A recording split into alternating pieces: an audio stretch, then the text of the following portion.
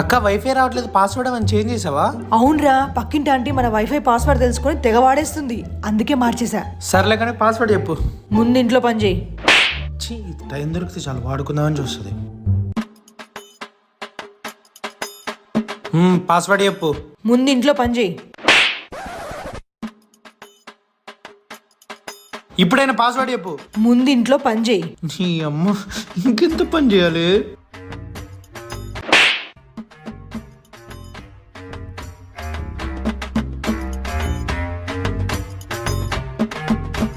ఇంక పాస్వర్డ్ చెప్పు. ముందు ఇంట్లో పని చేయరా.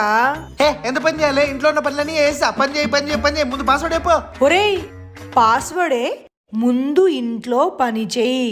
పని చేయి. ఇది అర్థం కాక ఇంట్లో పని అంతా చేసేసానా? నువ్వేమి చేశావు నేరం, నిన్నెక్కడంటింది పాపం.